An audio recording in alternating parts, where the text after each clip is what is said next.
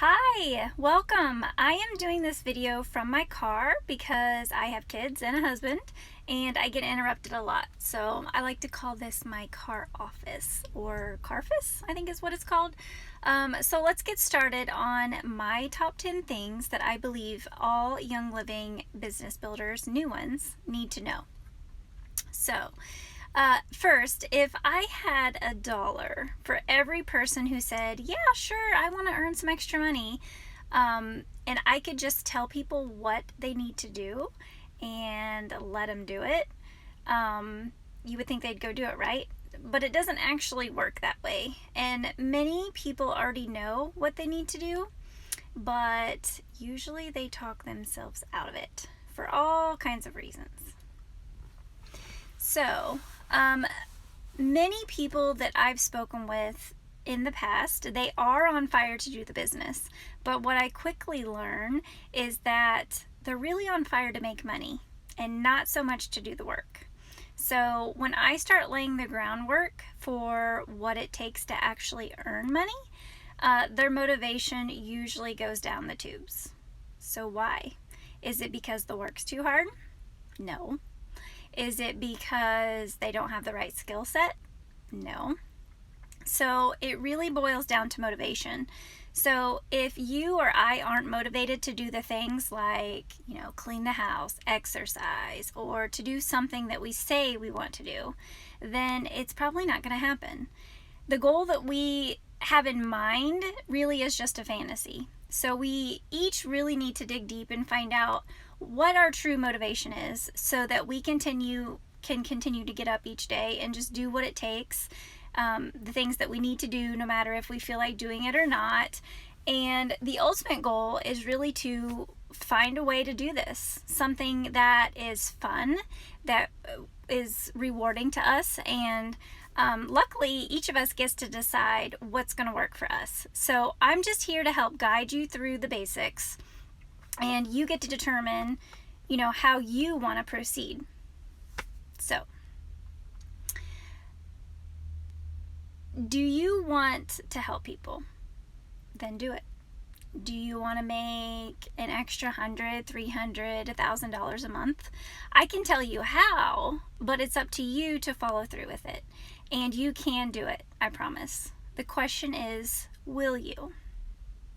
It's a question we have to ask everyone, and including myself. If I don't feel like getting up in the morning and don't do the work.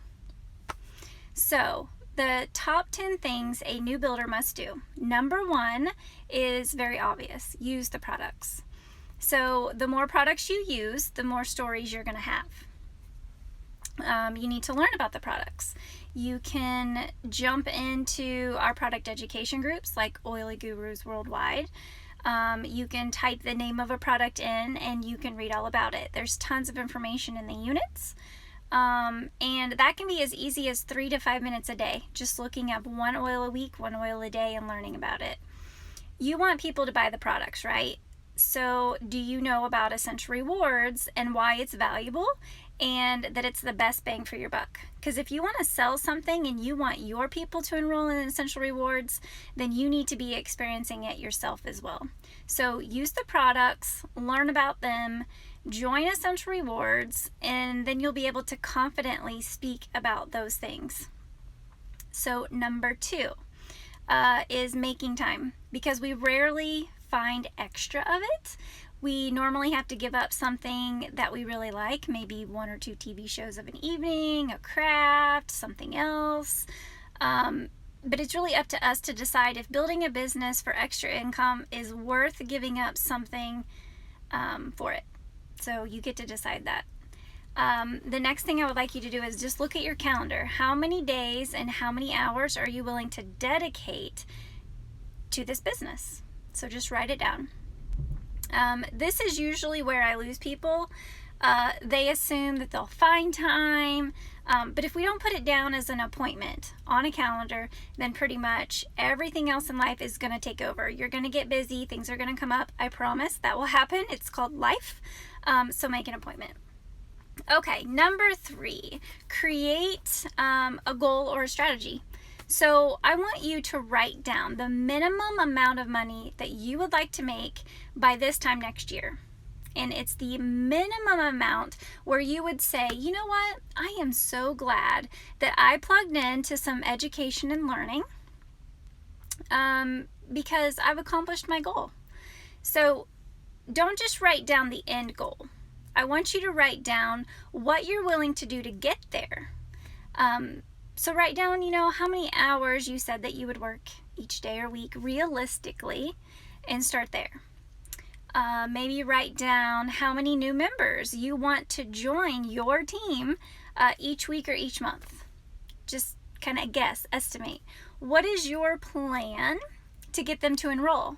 So we forget that we actually have to talk to people because we get so focused on thinking that they will just somehow magically know that we use oils and will come to us for questions, and everyone else is busy. And so they didn't set aside a time to message you to go ask you about oils, so you need to go to them. Don't be afraid to go to them. So another thing you could write down is how many people will you contact a day or a week or a month? Write it down. You got to have some goals. How many events will you have per week or per month? And I'll talk more about events in just a little bit. But right now, just write down realistically how many events you want to do. Okay, number 4, make a list of the people that you know. You've probably heard this before. Do you know how many people tell me that they don't know very many people? And you may be thinking this too, but I'm going to stop you right now and tell you that it's an excuse. You'll find plenty of them, I promise, and they will seem 100% legit to you, but 99% of the time, they're not real. They're just excuses. So hear me out. Do me a favor and pull out your phone, and I want you to open it up and go to the contacts and scroll to Z, all the way down to Z. And I want you to pay attention to the number that it shows you. And another thing that you can do is go to Facebook, and I want you to click on your friends and see how many does it show. These are your contacts. And that's not even all of them, because you know people that aren't on social media. I know lots of people I don't have their phone numbers. But start with your contacts. Start with the people that no matter what you did, they would be the first to say, yes, I'll take a look at what you're doing. That's where you want to focus. Okay, number 5, decide what you want to share with them. So think about your story. Okay, think about why you decided to join Young Living and what life was like before Young Living and what life is like now, because that's going to be an important part to share with people. So what is it about Young Living that you know that they need in their life? And if given the opportunity, you would share that with them. So this is where it gets kind of personal with them. Do you know, for example, that they need to eliminate toxins because of certain health issues? Or maybe do you know of specific products that could change their life that relate to something that's going on with them? Do you know someone that could take advantage of the income opportunity to help get them out of debt? So think of those things and then decide if you want to share with them one-on-one through conversation. Do you want to share a website with them? Do you want to share a book? Do you want to share a video? And then determine which website, what book, what kind of information do you want to talk about that pertains to them personally. So just some things to think about. Okay, number 6, decide how you want to share with people. So historically, the way that Young Living business leaders share is through classes or events. That's usually how a lot of network marketing companies work. So when you can get a group of people together, they encourage one another by sharing their own stories. Plus, group events save you precious time by conveying your message, your story to like 5 people versus just one-on-one. So it does save you a lot of time.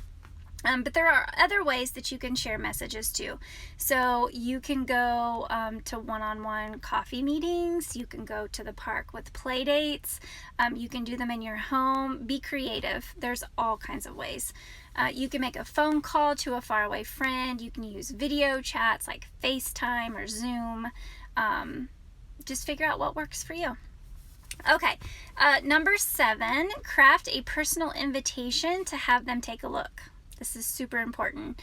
Many non-experienced new business builders, they want to warm people up and then they go in for the question. And you can do this, however, many are going to see right through that and realize that you only decided to talk to them so that you could sell them something. Has anyone ever done that to you? Probably. And this is a huge fear that new builders have, and a huge reason why people quit before they even get started. And I can understand. So here's a tip. Let's be real. Start out your conversation authentically. So something like, hey, I didn't want you to think that I was one of those people. So I just want to put this out there real quick and say, if you say no, I'm 100% okay with it. So I just started using Young Living, and I've had some pretty incredible results with it, and I love it so much that I want so badly to share it with someone else. If you're even a little bit curious about oils, I would really love to tell you about my experiences if you'd be willing to just take a look. And again, no biggie if you say, no, I'm not interested. I just wanted to ask just in case.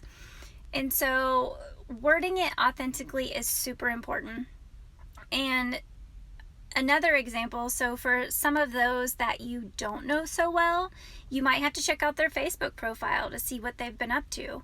The last thing that you want to do is message someone who's not in a good place to really hear what you're saying. So it's a good idea to kind of, if you haven't talked to them in a while, just go check out their Facebook and tailor a message specifically to them, and they will appreciate you talking to them and not just sending, some pre-made script.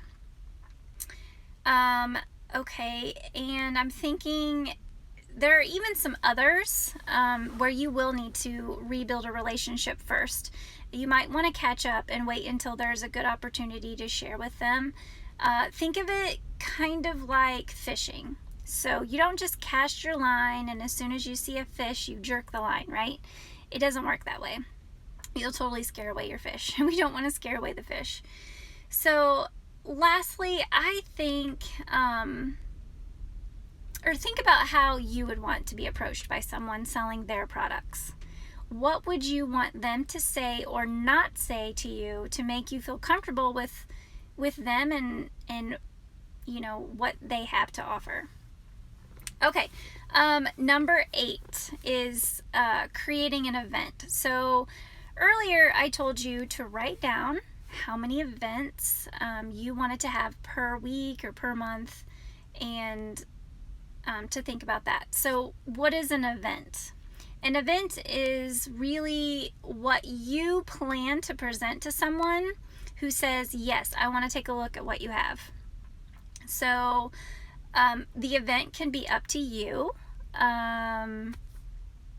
It can be a 101 class if you want to have a big class where you share a kit to them. You pass around the oils and talk about them. You could, if you can't have a class or don't want to meet in person, you could send them a 101 website class like Sway. Do you want to share a book or a magazine about oils with them? You could meet one-on-one for coffee and just have a chat. I really love Marco Polo or video chats like Zoom, and so that way they can see you and see your excitement. So think about what's in it for them and not you when you do talk to them, and plan your event for the specific person that you're speaking with. Okay, number 9, do not assume that people will come to you or ask you about your oils. So right now, you are the expert in this moment. You are the leader who are guiding people to get started. So essentially, it's your job to guide them to the products and make suggestions based on their needs.